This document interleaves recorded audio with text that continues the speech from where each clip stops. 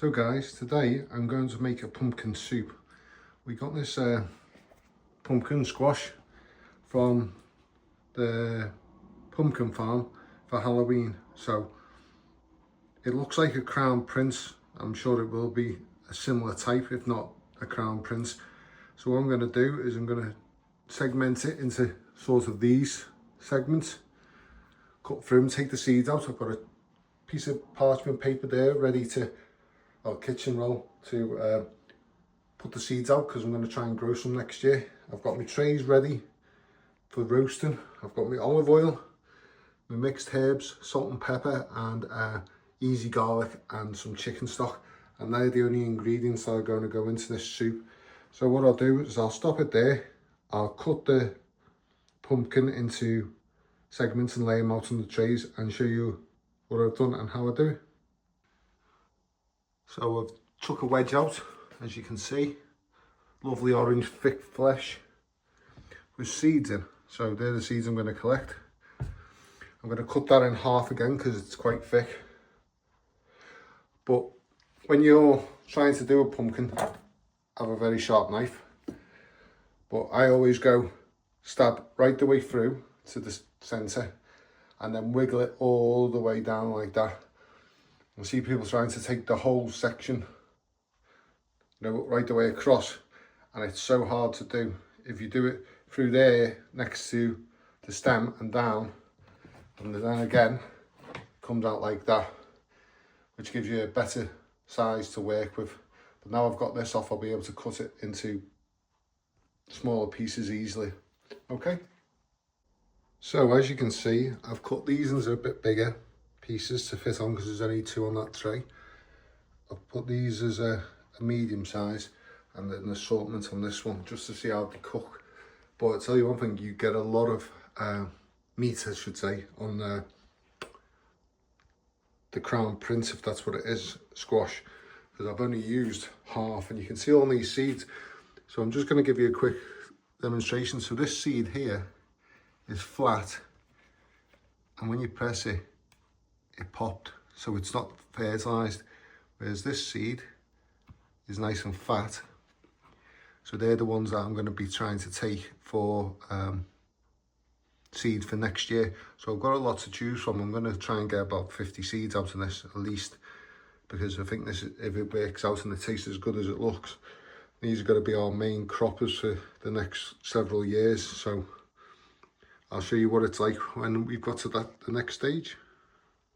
So guys, what I've done here is I've drizzled a bit of olive oil onto the squashes. I've used a lazy garlic because I didn't have time to really chop it all myself. So all I do is put a few blobs on and then gently just rub it all over the... With you putting the olive oil on, it works in a lot easier because it spreads and it'll stay. It uses it. It's a bit like a glue because there's so much garlic.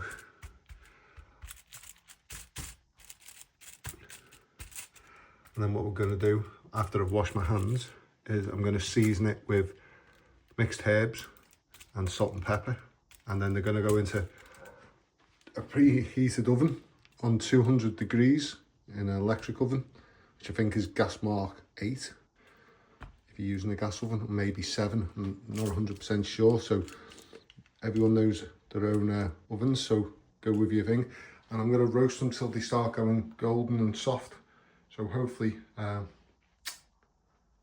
show you when they're finished and what they look like. So guys, for the observant of you, I'm going to take it in.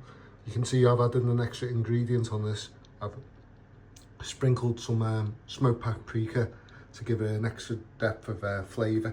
So as you can see, they're quite covered with all the seasonings now. That will bake in, and also it'll drip off and go onto the underside. So that's why we do it with the olive oil, so that all the juices go in and underneath to cook as they're roasting. So these are going to go into the oven at 200 degrees C, and between 30 and 45 minutes, maybe an hour for the thicker pieces, but we'll see what it goes like, and I'll take some footage when it's roasted. Also, these are the pumpkin seeds I've saved for next year. I'm going to let them dry out a bit. But if you wanted to roast these, you do it a similar way, but you'd wash all the orange off them, and then you could put them in a baking tray after you've done these, and just pop them back in a low oven and they'll toast in there for you, which could be a nice garnish to any soup that you would do with these. So food for thought, guys. Look forward to speaking to you soon. Bye. As you can see, this is what they look like when they come out of the oven. All nice, soft, cooked through. I've chopped a white and a red onion, and they're going to go into the pan with 2 tablespoons of olive oil to sweat down. Then the pumpkin's going to be added to it, skin taken off, of course. And then I'll do 2 litres of chicken stock and add that to it. And I'll show you it when it's finished. Okay? So guys, this is the end of the soup. If you can look, we've used a stick blender to blend it all up. And we're going to have some now. So yummy, yummy in my tummy. And Ailey's can't spell anything at the moment, so hopefully it'll taste really good to her. Anyway, bye for now.